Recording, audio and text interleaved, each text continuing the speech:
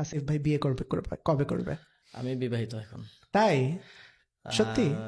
আহ, আমার বিয়ে হয়ে গেছে 8 মাস হয়ে গেছে। আমি এটা পাবলিক করি নাই ফর মানে আমার ওয়াইফেরও ডিসিশন ছিল, আমাদেরও ডিসিশন ছিল যে আপাতত পাবলিকলি ইয়ে করব না, কারণ অনেক ধরনের নোংরামি হয় এগুলো নিয়ে, অ্যান্ড অনেক ধরনের ব্যক্তি আক্রমণ থেকে শুরু করে এই তো। বাট এটা তো আর বেশি দিন ইয়ে রাখা যায় না, আজকেই প্রথম বললাম আর কি পাবলিকলি। আমি তো স্পিচলেস হয়ে গেছি, কি বলবো বুঝতেছি না। Congratulations by the way. Thank you. And who is the luckiest by the way, বলা যাবে? আই থিঙ্ক পরিচয় পাবলিক করা ঠিক হবে না, কারণ বাংলাদেশের যে পলিটিক্যাল কালচার খুবই নোংরামি হয়। আজকেও আমরা দেখলাম, আজকেও সকালে বাংলাদেশের বর্তমান প্রধানমন্ত্রীর মেয়ে, তাকে নিয়ে এক ধরনের নোংরামি হলো। সো এই কারণে আসলে ফ্যামিলিও ভয় পায় যে আমাদের তো মধ্যবিত্ত ফ্যামিলি, অ্যান্ড এই ধরনের বিষয়গুলো আসলে ফ্যামিলি পরিচিত না, অ্যান্ড তারা আসলে এই ধরনের জিনিসগুলো ফেস করে অভ্যস্ত না।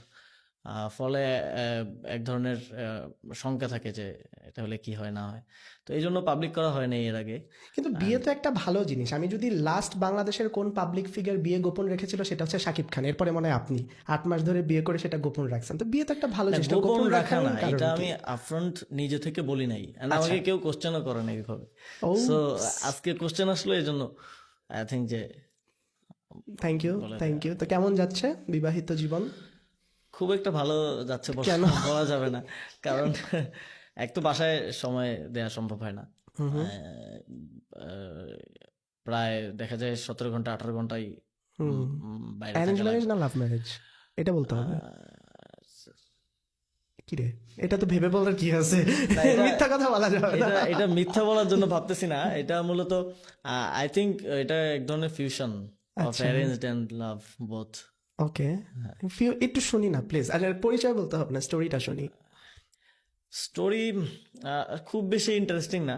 হাঁস খেতে গিয়ে দেখা হয়েছিল? না, হাঁস খেতে গিয়ে তো, হাঁস খেতে যাই আমি সাধারণত, যেতাম আর কি। আচ্ছা, এখন জান না? এখন